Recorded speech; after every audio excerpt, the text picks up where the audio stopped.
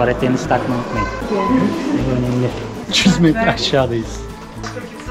Hayır, Sonuz kalmadı. biz. Kalabalık olduğu için o anı çekemedik ama. Sevgili bir takipçimiz size bir hediye aldım, kargoya gidin teslim alın dedi. Bu kadar insan duruyorsa kovmazlar bizi burada. Açıyoruz. Aç. Bizi bırakıp gideceksin mi acaba? Yine seviniyorum açıkçası. Benim hiç umurumda değil şu an. Güzel olmayan tek şey dün akşam konakladığımız yer.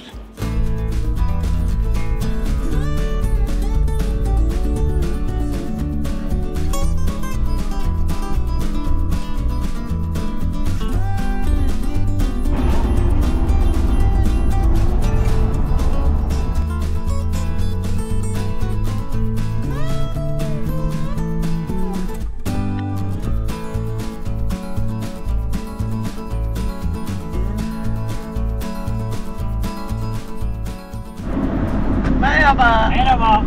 Hep beraber Zonguldak'a gezmeye gidiyoruz. Benim camımda kapatsana. Nereye bakacağım şaşırdım. Benimkini kapatacağım şimdi. Ama Zonguldak'ı gezmeye başlarken Zonguldak'a özgü bir yerle başlayacağız. Neresi olduğunu söylemeyeceğim. Birazdan izleyeceksiniz hepiniz.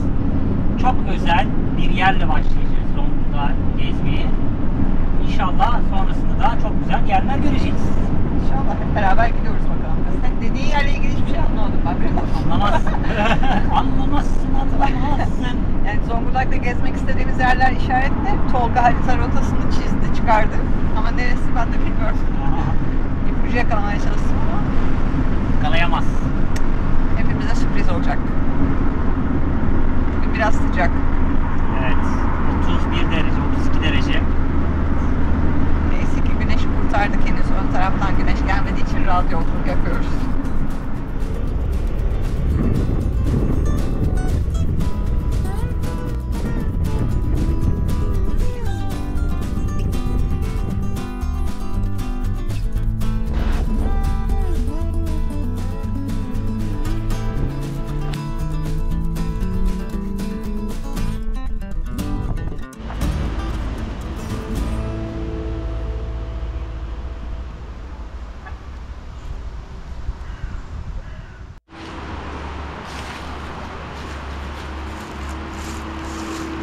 Ve Zonguldak Maden Müzesi ve Kömür Deneyim Ocağı'ndayız.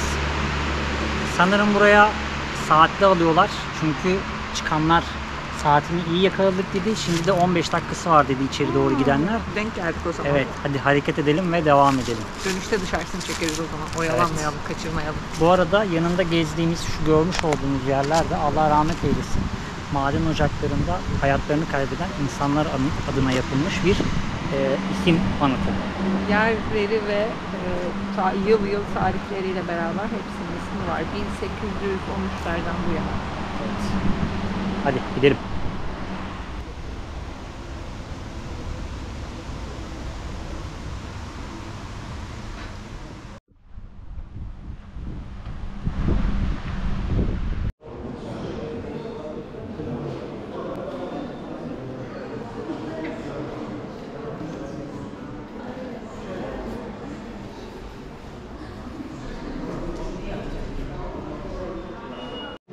Şimdi maden müzesinde madene ineceğiz aşağıya.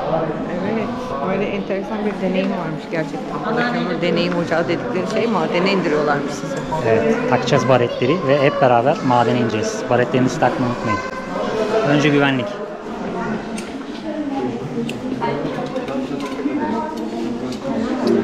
Bu önemli.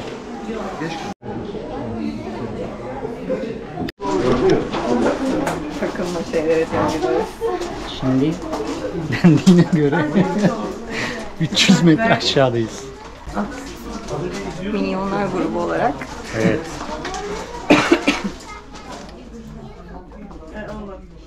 Basınç hava boruları çalışma yerlerinde iletilir. Ortopikörler basınç havayla kömürü kazarlar. Bu tünel 1945 yılına kadar aktifmiş. Maden daha doğrusu tünel demeyelim. 1945 yılında da buranın tamamen kökünü kurutmuşlar. Rezerv bittiği için 1945'te sonlandırılmış ve işte son yıllarda da böyle deneyim madeni olarak kullanılıyormuş, ziyaretçilere açılmış. Evet. Nişan geldik. Evet. Burası artık kullanılıyor. Eskiden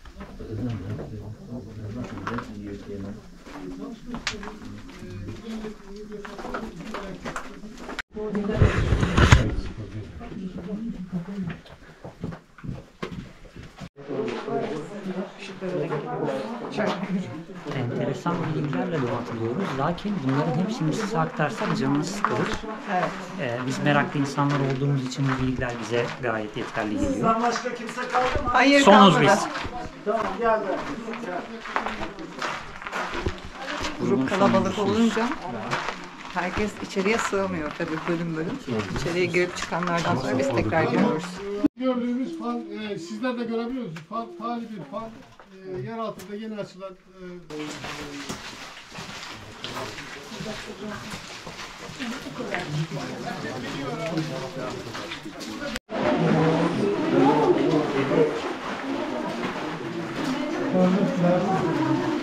Eğlenceli.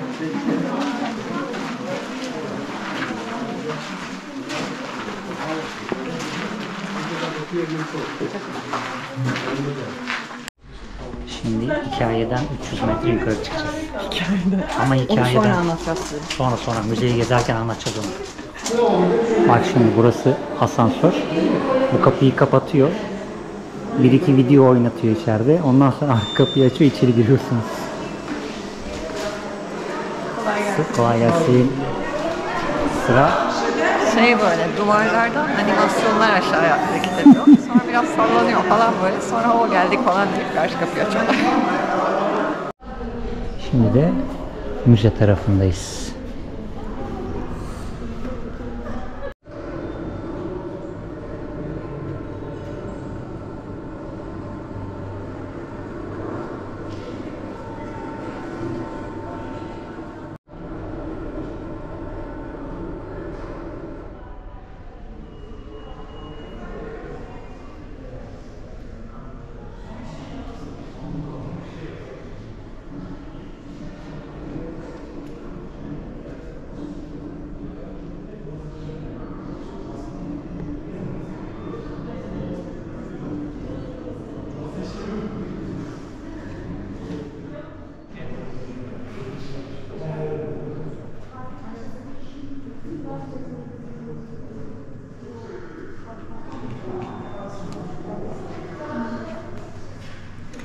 Evet, şu deprem dönemi kullandıkları çökme engelleyici. Domuz damı. Evet. Depremlerde depremzedeleri kurtarmak için madencilerin yaptıkları çalışmalardan bir örnek.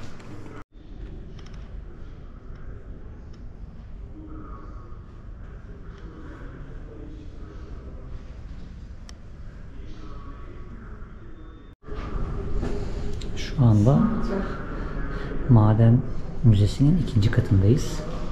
Çok enteresan cihazlar var. Bizim gibi meraklı olanlar için İletişim kısmı. saatler geçirebilirsiniz. Katta da taş kömürünün farklı varyasyonları var. Fosil haline kadar var. Evet, çok güzel. Kesinlikle gelin görün.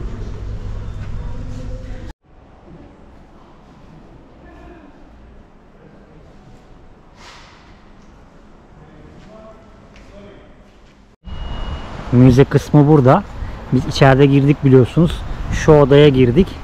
Şu odadan bizi aşağı indirdiler ama esasen girdiğimiz yer hemen şu kapının devamı. Yani hiç zemine memine inmedik. Güzel bir şey yapmışlar orada. Hikaye yapmışlar, kurgu yapmışlar. Aslında ama keyifli. sallanıyor böyle.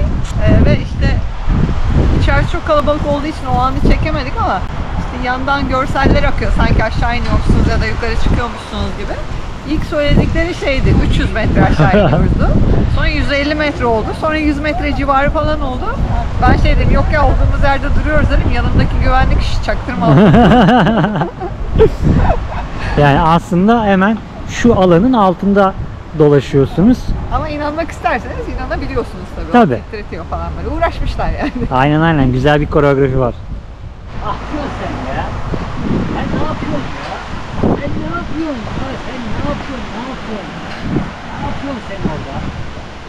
Peki koca otoparkta senin kapının önüne motor park etmeleri Max'in Tam ben- kapı hizasına bir de. Kaçamam kapıyı. Niye izin veriyorsun Max? Burnunu yerim senin. Bak. Hemen otoparkı gösteriyorum ne kadar boş olduğunu. Şu ilerisi falan hep otopark. Şuralar falan motor için. Her yer otopark aslında ama motorunu bizim karavana saklamayı tercih etmiş arkadaş. Evet, bence öyle yapmış. Şimdi madencilik, içeri girdik gördük. İnanılmaz zor bir olay. Hemen arkamızda bu tarafta, evet şu tarafta gördüğünüz şehitlik, aslında burası şehitlik müzesi diye geçiyor. Evet, anıt yapmışlar. Anıt yapmışlar aynı zamanda. Allah rahmet eylesin.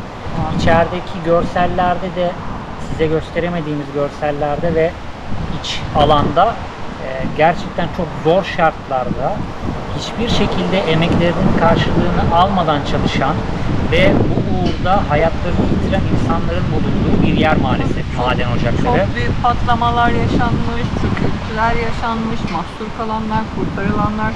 En çok 263 kişi 1992 yılında ölmüş. Oradaki isimlerde dikkatimizi çekmişti. İçeride bilgileri de okuduk. Yani yerin metrelerce altında, bakmayın biz işte söyledik, giriş kısmını gösterdiler bize tabii ki tanıtım amaçlı, en alta kadar indirmeyecekler tabii ki haliyle. Ama yani o karanlık, o havasız, ne kadar sistem olursa olsun en ufak bir arızada dışarıya ulaşmanın çok zor olduğu yerde çok zor şartlarda çalışan madencilerimiz hala var. Yakın tarihimizde de çok büyük kayıplar oldu. Ve madencilerimiz biliyorsunuz yaşadığımız büyük depremlerde kurtarma ekipleriyle birlikte en zor yerlere girdiler. İşte o domuz damı kısmını gösterdik size. Gerçekten işini hakkıyla yapıyorlar ve umarım hakkını da alabilirler.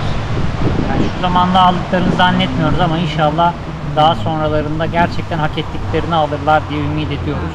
Çünkü gerçekten yaptıkları iş çok zor, çok riskli ve bir ömür harcıyorlar bu uğurda. Allah onların yardımcısı olsun. O zaman biz buradan içine doğru devam edelim. Evet, hadi gidelim.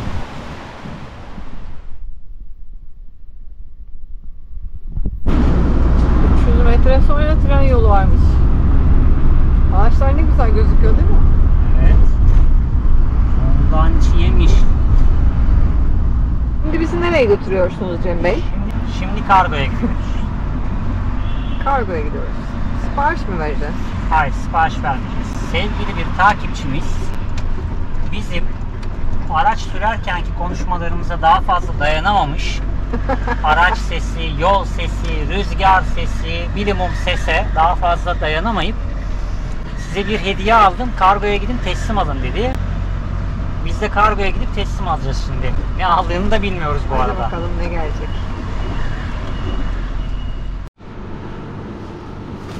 Kargomuzu teslim aldık. Hemen yanında market varmış. Marketten alışverişimizi yaptık. Şimdi gidecek yer bakıyor Tolga haritalarda.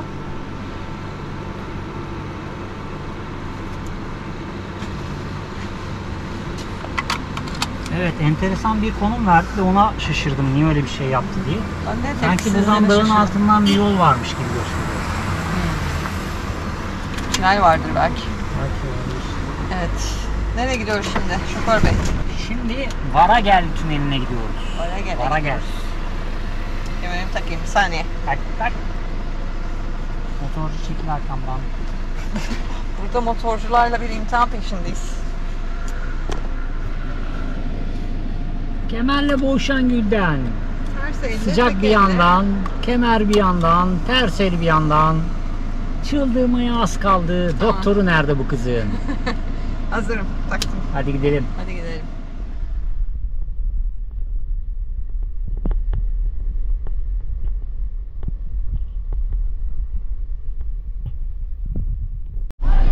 Şehir merkezinde trafik keyfisi. Evet. Bayılıyorum. Bayılıyorum şehir merkezi trafiklerine.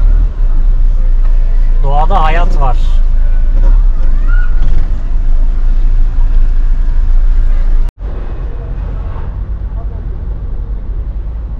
Binalar çok korkutucu değil mi ya?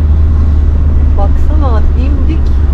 Sokak arası çok dar, ürkütücü geliyor insanın gözüne.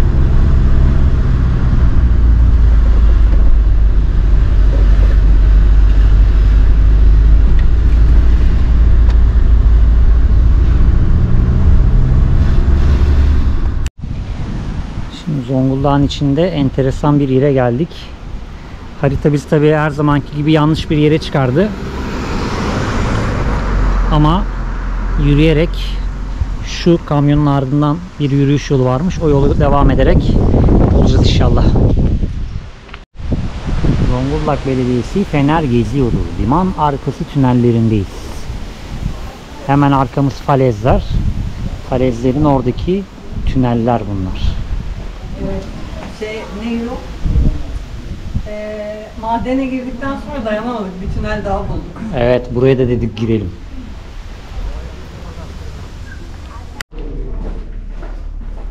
Tünelin bir kısmı böyle. Ve çıkışı gördük. Oğlum alçakmış bayağı. Yalnız dönüşte iyi rampa yürüyeceğiz. Evet, dönüşte iyi çıkacağız.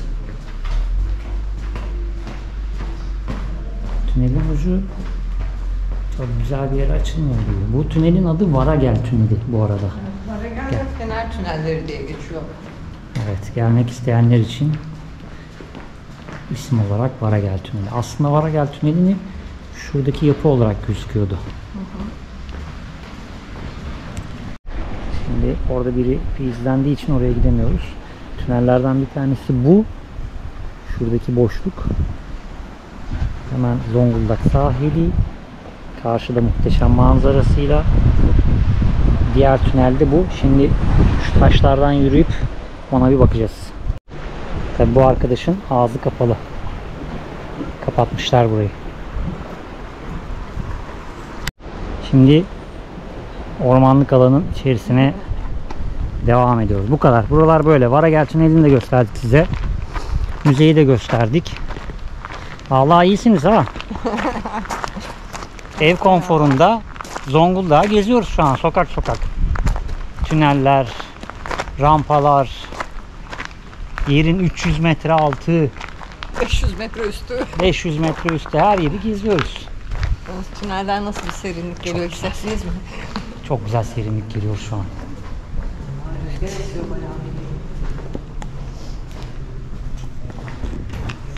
Karanlığa doğru kaybolacağız. Evet, birazdan şu ilerideki karanlıkta kaybolacağız.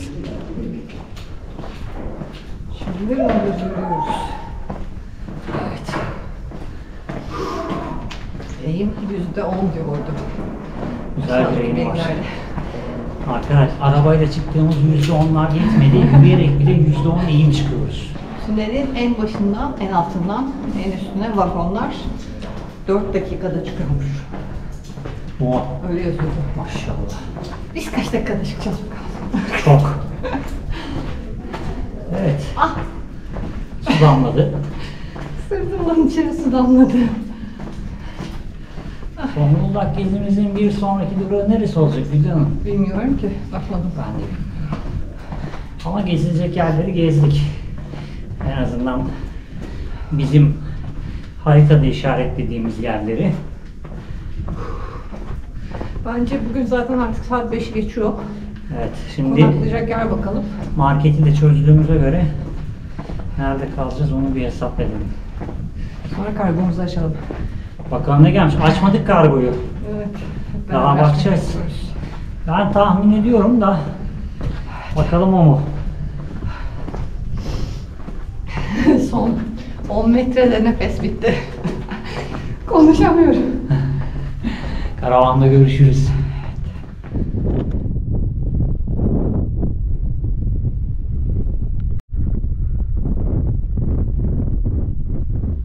Bence klasik kapı pozumuzdan başka bir klasiğimiz daha var. Max poposu pozumuz. Evet, Max poposu pozu. Karavana biner binmez direkt ilk halimiz bu. Bu arada Max'i gezdirmedik çünkü bilmiyoruz bulunduğumuz alandaki sokak köpekleri durumunu. Ama öncesinde burada dolaştırdık. Yürüyüşünü yaptı, tuvaletini yaptı. Ondan sonra biz yürümeye gittik. Takribi 10 dakika içinde falan da geri döndük. Evet. Evet, şimdi önümüzde 3-4 tane konaklama imkanı olan konum var. Sıradan deneye deneye en güzelini bulacağız herhalde bu sefer de. İnşallah bakalım. Hadi gel geri. Yerine. Hadi Max yerine geç. Hadi gel. Gidiyoruz. Yavaş. Aferin. Evet, otur bakalım. Aferin kuzuma.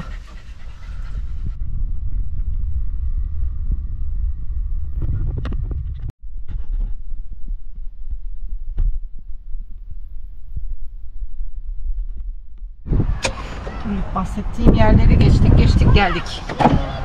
Şu camı bir kısayım, çok rüzgar geliyor. Ay. Kaç?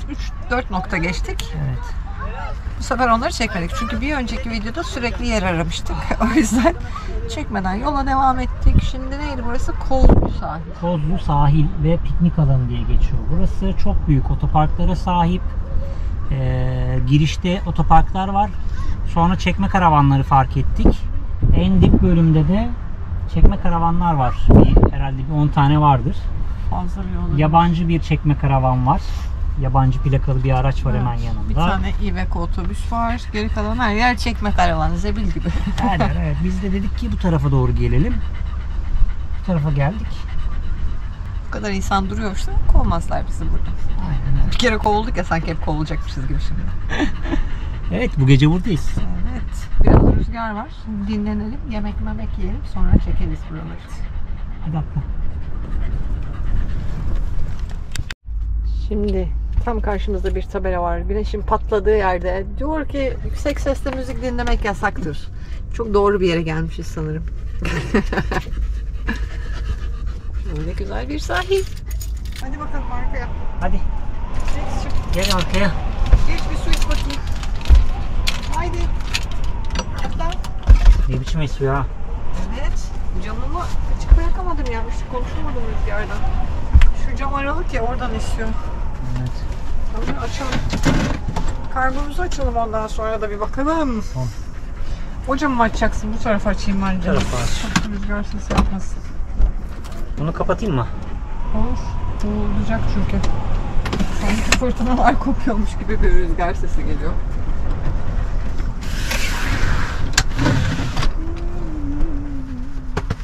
Onlara başlamadan Onlara önce. başlamadan önce kargoyu açalım. Evet.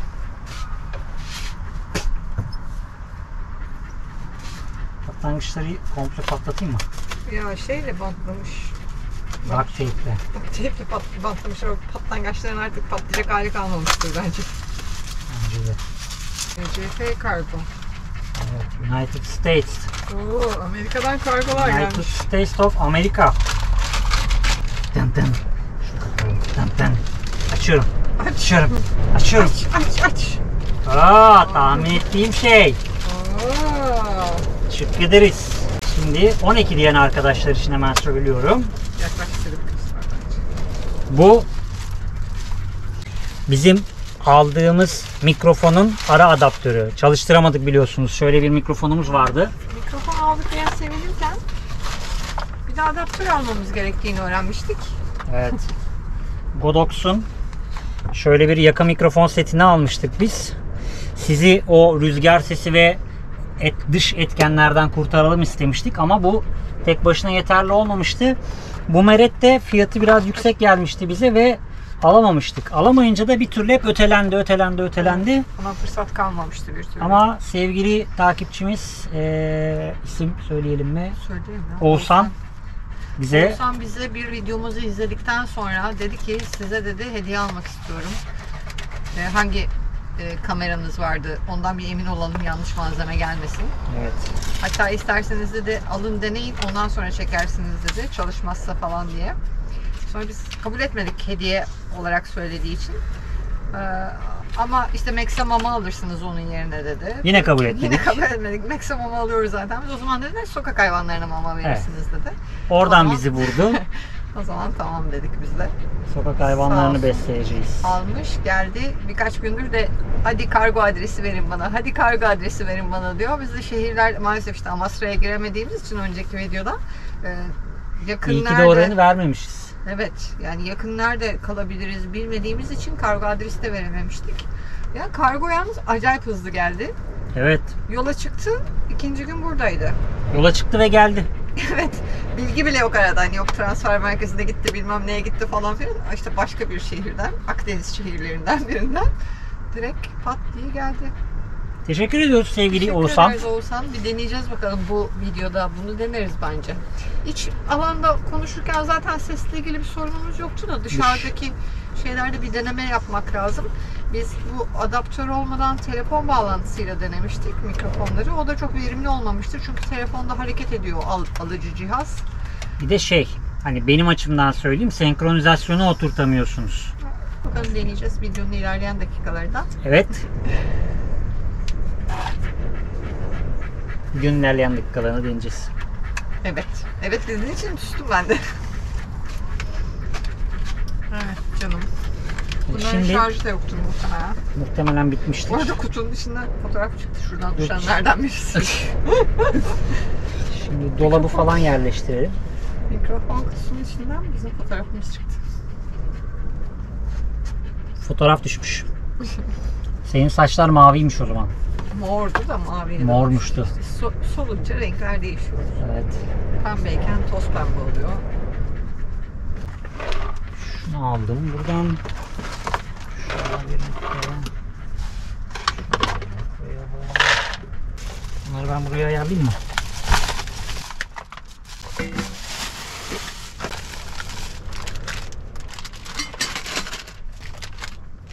Marul bulamadım ya şeyde markette. Markette falan etmişler ya, bir şey kalmamış normalde gibi de. Marul olur, taze soğan olmaz. Bugün ya taze soğan vardı. Marul yoktu. Yani Zonguldak daha bir ferah geldi bana. Evet. Diğer gezdiğimiz yerlere göre, ya da ilçelerde çok takıldık bu son birkaç. Ondan dolayı bilmiyorum ama. Yani Mesela Bartın ilçe gibiydi. Bartın Bartın hepten ilçe. merkezden geçtik aslında ama Zonguldak bayağı şehir gibi ve şey. Karadeniz şehirlerinde hep geçtiğimiz böyle tepe bunun arkası devam ediyor, tepe bunun arkası devam ediyor falan diye. Burası böyle Evet. bir tepe sadece. Tek yekten böyle Arkaları bir... var belki ama ön taraf, sahil tarafından baktığında komple görebiliyorsun belki. O yüzden de şey yapmıştım. Olabilir. Böyle sen daha sıcak. Tekne içeride bir yerlere bakacağız. Şimdi beyaz peynir alayım önce. Zeytin dışarıda da durabilir. Çok. Bakacağım yer olursa kaldıracağım. Domatesler. Bak, artık geliştirdin kendini. Domateslere kadar giriyor artık içeriye. Açtım kendime.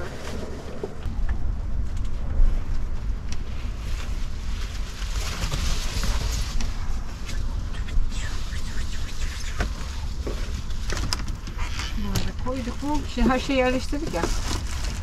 Birazdan bir şeyler yiyelim içelim diyeceğiz. Hepsinden geri çıkartacağım arkadakileri almak için.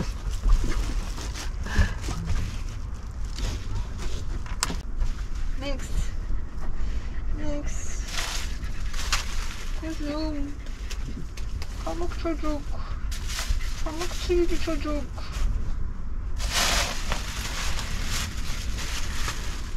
Ben severken niye gözün hep Tolga'da acaba? Acaba niye gözün hep Tolga'da? Kıskanmaz o, merak etme. Kıskanmaz o. Bakar. Nasıl bakıyor? Nasıl çaktırmadan bakıyor? Nasıl Haber. çaktırmadan bakıyor? Haber.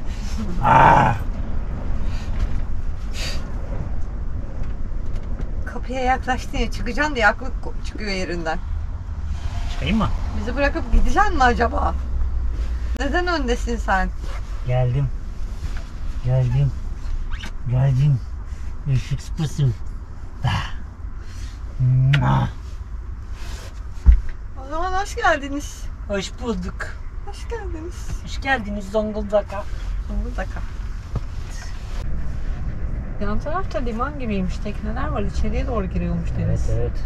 Burada sahil böyle ön tarafta olunca sahil yok. Önü kapattığımızı unuttum. O tarafın öyle içeri gireceğini tahmin etmemiştim. Şimdi Max yamuldu. Yemeği yedi. Bir ufak dolandırdık. O yamuldu. Ben burada yamuldum. Böyle. Şurada da Gülden yamuldu. Çok yorulmadım ya. Ama bir mayıştık yani. Biraz evet yorulduk ya. Bayağı bir gezdik, dolandık. Şimdi de keyif yapıyoruz. Biraz keyif zamanı. Keyif yaparken ne yapıyoruz peki? Harita inceliyoruz. Ben Kefken'e kadar gittim bu arada. Ben geçtim seni. Geçtin mi?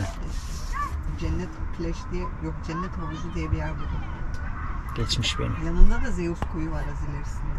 Çok ben mitolojik taraflara kadar gittim. Ama bir yandan Karadeniz'in bittiğine seviniyorum açıkçası.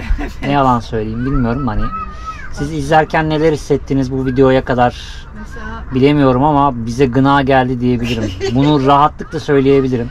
şimdi aslına bakarsan Karadeniz'in bitmesi biraz da şey yapıyor. Çünkü İstanbul'a gireceğiz buradan sonra mecburen. İstanbul hiç umurumda değil biliyor musun? Yolumuzun üzere İstanbul, hani kalabalık şehir, ne yapacağız, nasıl bir yerde kalınır mı falan ve malum okullar kapalı olduğu için yaz dönemi sıcak kalabalıktır falan diye düşünmemiz gerekirken Evet. valla İstanbul'a gitmeye razı gibiyiz yani şu son yaşadıklarımızla beraber. Yani İstanbul dediğim gibi benim hiç umurumda değil şu an. Ben de onun için yani öyle düşünüyordum Karadeniz ortalarına gelmeden önce ama şimdi İstanbul gerçekten gözümüzü korkutmuyor. Hatta çok güzel yerler buldum ben o taraflarda. Hepsini paylaşacağım. Sırası geldiğinde hepsini paylaşacağım. Hep beraber hepsini gidip göreceğiz. Kurfallı plajı. Oo, ben İstanbul'u geçmeye başladım. Kurfallım, kurfallım aman aman. Neydi o şarkının aslı? Bildiğimiz şarkıları unutturur. İlvan. Ya. Karacaköy, İmrenli. O nerelere geldim ki ben İstanbul'u geçtim galiba. Ben gidiyorum hala. Avrupa'ya doğru devam. Durduramıyorum kendimi. Yok İstanbul sınırları içindeyim şurası da hala. Biz Zonguldak'a gelince ne yapacaktık? Şimdi haritaya bakarken Ama şöyle söyleyeyim. Şile'ye kadar yolu var o işin. Karadeniz'den hala ayrılmıyoruz. Karadeniz'deyiz evet. Söylemiyorum. Söyleme. Söylemiyorum. Gülden'in bir sürprizi var. Geçen gün aklımıza geldi. O kadar Karadeniz'e geldik. Evet. Yapmalıyız. Bir şey yapmalıyız. Karadeniz'e geldik ama o yapacağımız şeyi yapmadık hiçbir şekilde. Evet. Geçenlerde aklına geldi Gülden'in. Kesinlikle Karadeniz'den çıkmadan yapalım. O yüzden Karadeniz'den çıkmadan çok güzel bir şey yapacağız. Karadeniz özel. Bizce öyle yani. Size göre öyle olmayabilir ama bizce öyle yani. Yalnız ben her bana döndürdüğünde şekil değiştiriyorum. İşte Doktor Wu'da vardı ya taş kadınlar. Her seferinde yaklaşıyor böyle. Melekler vardı. Yatıyordum, kalktım, döndü. Onlar gibi olun. Birazdan kameraya doğru geleceğim.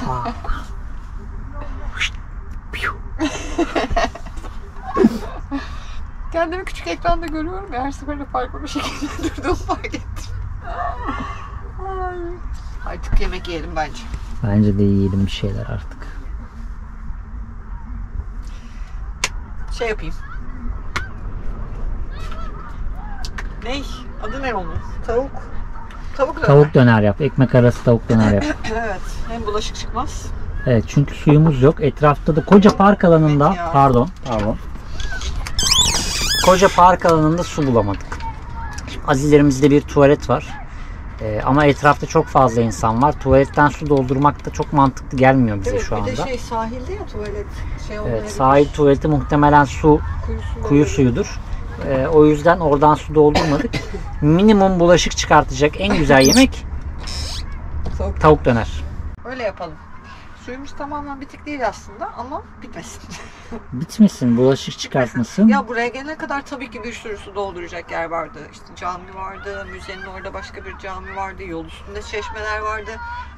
Bir iki tanesini niyetlendik ama birisi çok az akıyordu. Cami cami şadırvanında çok uzaktaydı. öyle derken susuz kaldık. Evet ya, biz tamamen benim hatamdan kaynaklı olarak. Buluruz dedik ama çok elzem ihtiyaç değil. Öyle olursa artık bir 5 litre falan doldurup hallederiz. Evet, evet.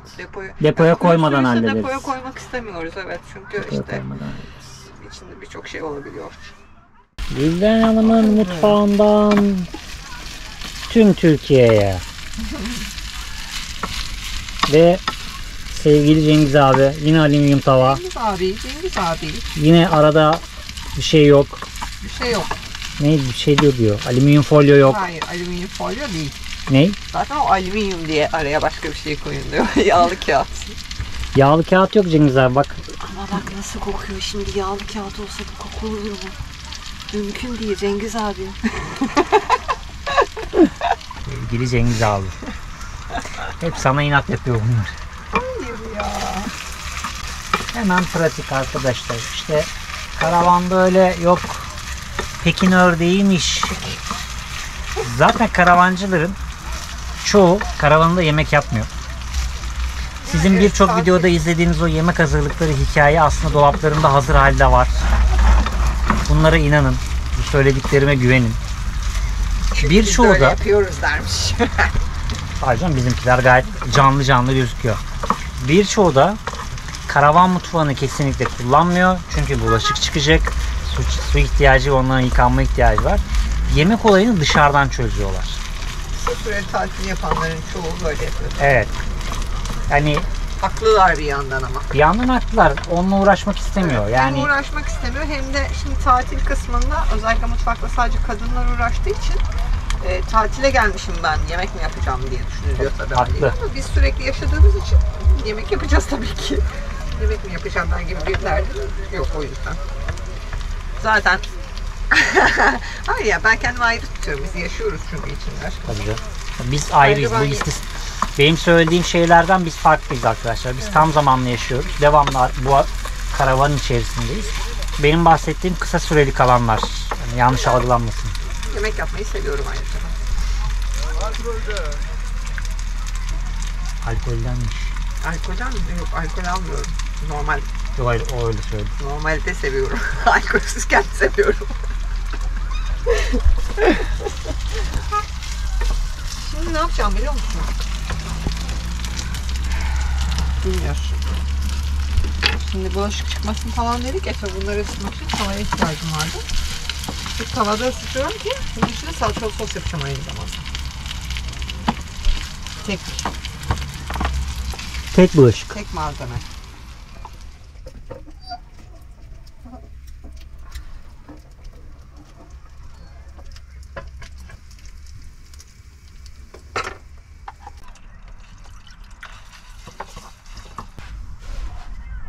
Ay. Kendi dökülüyordu az kalsın. Evet. Döktüm eksiğimiz gideyimiz. Hoppa. O zaman afiyet O olsun. zaman size afiyet olsun. Eline sağlık canım. Kahve sohbetinde görüşmek üzere. Bu akşam yani. Bu akşam. O zaman bu akşam görüşürüz. Ne zaman kahvede görüşürüz dersek Evet, akşamları akşam kahvede kalıyor. unutuyoruz. Bir detay bilgi var mı ekranda, arka ekranda? Ayrıcıyı taktık ya bir şey. Yok. Ses deneme 1, 2, 3. 1, 2, 3. Ben dışarı çıkayım bakayım, gürültü sesi gelecek. Evet, konuş bakayım. Konuş tatlım. Şimdi birazcık rüzgar var. Trafik sesi var. Merhaba tatlım. Merhaba canım. Nasılsın? Merhaba tatlım. İyi misin? İyiyim. Sen nasılsın? Güzel. Buralar çok güzel. Buralara bir daha gelmeyin sakın. Karadeniz çok kötü. Çok güzel Heh, oldu. Şimdi esas ses deneme. Kızar sesi geliyor mu benim sesimle beraber? Bana geliyor mu? Benden geliyor mu? Benden geliyor mu? Max hızar sesi geliyor Kızlar mu? kimde? Şimdi kontrol. Ama rüzgar biraz fazla. Bir de tüylü haliyle deneyelim rüzgar şeysini. Evet, şu an tüysüz hali. Rüzgar Evet. kayıt. Şimdiye kadar takmadık tüy. Hızar başladı. Ben şu Ben tarafa doğru araç yaklaşayım. Ama içindeyim, trafik bizden sesini araç almıyor o kadar dışında. şeye. Evet. Tüysüz hızar sesi ve rüzgarlı çekim kaydı. Bu arada gürültü azaltma yok şu anda. Evet, gürültü azaltma yok. Tüysüz çekim. Gürültü azaltmayı açtım ben. Mikrofonda tüy de takılı. Gürültü azaltma da açık. Rüzgara doğru gittim. Rüzgar sesi geliyor mu bilmiyorum. Şimdi Gerçi bugün çok fazla rüzgar yok ama deneme. Hızar yine en sesi. azından Gürültü kameraya azaltma geldiği ve gibi tüylü. şey değil. Deneme. Hızar sesine Çekim, doğru deneme. yaklaşıyorum.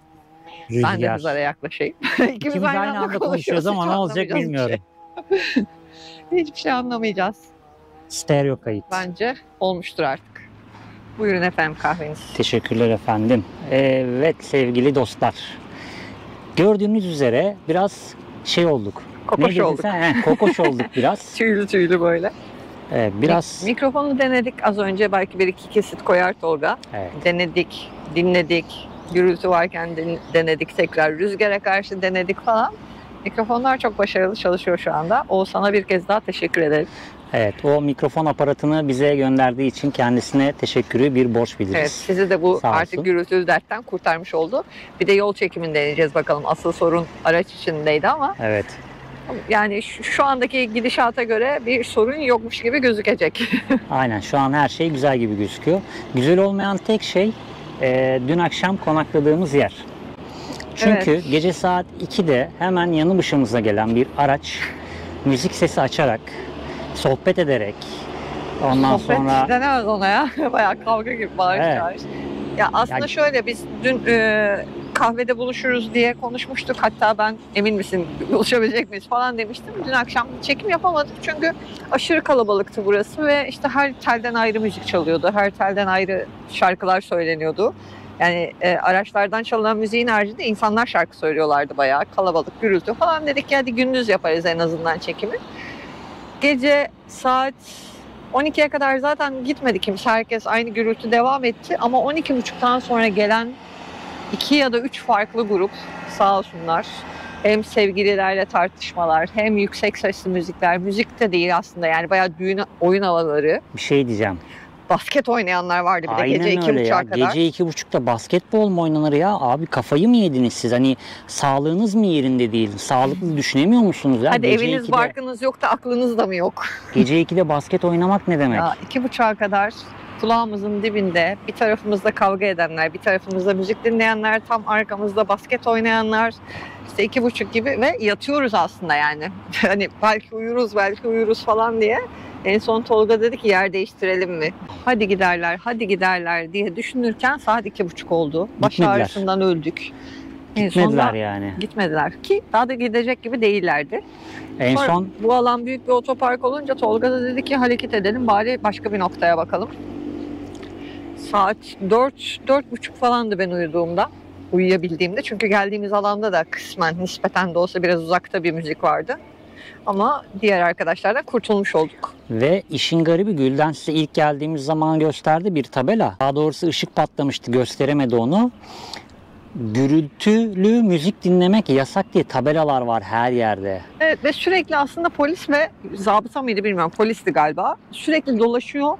Her geldiğinde birilerini uyarıyor ama polis gittiği gibi aynı şeye geri dönüyor. Gece o saatlerde gelmedi gerçi polis ama akşam üzeri falan da hep böyle oldu. Aynen öyle. Araçlardan böyle aşırı yüksek sesle müzik açıyorlar. Polis gelince hepsi duruyor ama polis daha alandan çıkmadan tekrar aynı yine şey. Hatta polise inat daha yüksek açıyor sesi, sonra kısıyor falan böyle. Hani garip bir inatlaşma söz konusu. Bilmiyorum, artık ben şeyi düşünmeye başladım. Hani birileri bize beddua mı etti? Hani Karadeniz burunlarından gelsin mi dedi? Evet Yani ya. kesin böyle bir Karadeniz. şey var abi. Çünkü Yani gerçekten Karadeniz'den illallah dedik dün gece. ya bir noktada çok güzel konaklıyoruz. Peşine gelen 4 noktada resmen böyle eziyet çekiyoruz. Yok. Yani bizim şansımıza mı? İnsanlara yakın olduğumuz her yerde böyle sorun yaşadık Karadeniz'de Evet. maalesef. O yüzden doğa candır herhalde. Kesinlikle. Neyse ki arada öyle bir yerler bulduk. Tabii kendimizi toparlayabildik, bir dinlenebildik kısmen de olsa. Karadeniz'in sonuna doğru yaklaştık zaten artık. Evet. Zonguldak'tan sonra Düzce var sadece Karadeniz sınırlarında ama Düzce biraz daha batıya yakın ya, belki böyle şeyler olmaz diye umuyorum. Nispeten. Ya bilmiyorum yani, garip. Hani bizim yaşadığımız bu deneyimi siz yaşamayabilirsiniz. Siz Evet. belki daha çok bulunduğumuz bu konumda bile belki mükemmel bir gece geçirebilirsiniz. Hatta 3-4 gün kalırsınız. Hiçbir problemle karşılaşmazsınız ama hani bizim şansımıza yanlış yerde, yanlış konumda, yanlış zamanda bulunmak Evet, oluyor galiba. maalesef öyle. Hayat ya da turun Karadeniz etabı bizim istediğimiz Evet. gibi gitmiyor. Açıkçasını söylemek gerekirse. Başladığı gibi gidiyor gibi sanki, Evet, değil mi? evet, başladığı gibi gidiyor Nasıl yani. başlarsa Hep bir öyle gidiyor problemle yani. gidiyor. Bilmiyorum. Daha sonra nasıl gidecek, nasıl edecek bilmiyoruz. O yüzden Hep diyoruz ya karavan hayatı şehirde zor diye. Maalesef buralarda biraz şehirlere yakın konaklamak zorunda kaldığımız için belki de bu sorunları çok arka arkaya yaşadık. belki. O zaman Bu arada şu anda hızar sesi bayağı fazla geliyor. Bakalım mikrofonda nasıl gelecek. hızar Bakalım sesi, duyacak müzikle, mısınız? müzikle geçen arabalar, Bu arada hemen üst trafik tarafta de var trafik arkamızda. var. Aynen Ufaktan bir rüzgar esintisi var. Yani aslında çok sessiz bir alan ama Evet. Ses Bakalım. konusunda videonun bu kısmından sonra yorum yapın lütfen. Nasıl? evet, Fark var mı? Değişiklik var mı? aynen öyle. Dışarıda yaptık husisi. Etrafta çok fazla ses var. Çok fazla ses olmasına rağmen mutlaka bakalım siz nasıl duyuyorsunuz? Mevcut bilgisayarınızın ses kartı da buna çok büyük bir etken. Evet. Yani şöyle kamera diyorum. Mikrofonun 4-5 özelliği var. Hepsini deneyerek kısa kısa çekimler yaptık. Sonra dinledik. Biz dinlediğimizde gayet başarılıydı. Ama tabii şu anki etkenleri değerlendirmek için hep beraber videoyu izleyince göreceğiz. Evet, arkadan ses geldi de oraya bakmak Aha, istedim. kapı yok şey yaptım. Evet. Sürgüyü çektim. O Öyle zaman yani dostlar, Karadeniz böyle geldi, böyle gidiyor. böyle gidiyor, böyle bitiyor. Artık son belki bir video daha olur Karadeniz'de, belki olmaz. Hiç bilmiyorum. Bana sorsanız ben direkt buradan Kefken tarafına yol almak Artık istiyorum. o kadar bunaldık ki gerçekten bu uzun kilometrelerdir. Yani sahil şeridi boyunca aynı sorunu yaşamaktan o kadar çok bunaldık ki artık böyle vedalaşmasımız var. Direkt Evet. basalım gidelim diyor Tolga sürekli. Ama zaten az yolumuz kaldı. Zonguldak'ın çıkışındayız şu anda. İşte dediğim gibi bir Düzce tarafı Düzce var. kaldı. Oradan sonra zaten Batı Trakya'ya doğru devam edeceğiz. Aynen. Bakalım yolculuğumuzun inşallah buradan sonraki kısmı güzel geçsin. Nazar değdirenler lütfen bir maşallah falan desin. Ya nazar değdirmeyenler de bir maşallah bir nazar boncuğu Evet. falan bırakın. Ya cidden buna ihtiyacımız var yani. Oh. Göze geldik sanki. Allah. Evet, birazdan yola devam edeceğiz. Değerli vaktinizi bize ayırdığınız için, yorum yaparak bize destek olduğunuz için, beğenilerinizi eksik etmediğiniz için. Bu arada beğeni butonumuz ücretsiz, onu belirteyim. Beğeni butonuna bastığınızda ücret almıyoruz sizden. Rahatlıkla beğeni butonuna basabilirsiniz. Desteklerinizi bizden esirgemediğiniz için, kanala önem verdiğiniz için çok teşekkür ederiz. Sizlerin de sayesinde yapmış olduğumuz bu tur çok fazla insanın karşısına çıkıyor ve kanalımız her geçen gün büyüyor. Daha da büyüyeceğine biz eminiz. Biz bu platformda olmaya devam edeceğiz. Siz de bizimle birlikte bu platformda bizimle olursanız çok mutlu oluruz. Kendinize iyi bakın. Yeni maceralarda görüşmek üzere. Hoşçakalın. Hoşça kalın.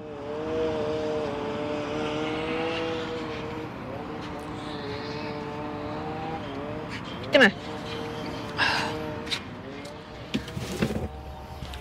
Of. Ben kahve fincanlarını yıkıyorum ve hemen gidiyoruz. Hemen çabuk. Hiç arkamıza bakmadan kaçalım buralardan. Allah billah. İyice sıcağına kalmadan kaçıp gidelim. İnşallah güzel bir sessiz sakin insansız hava.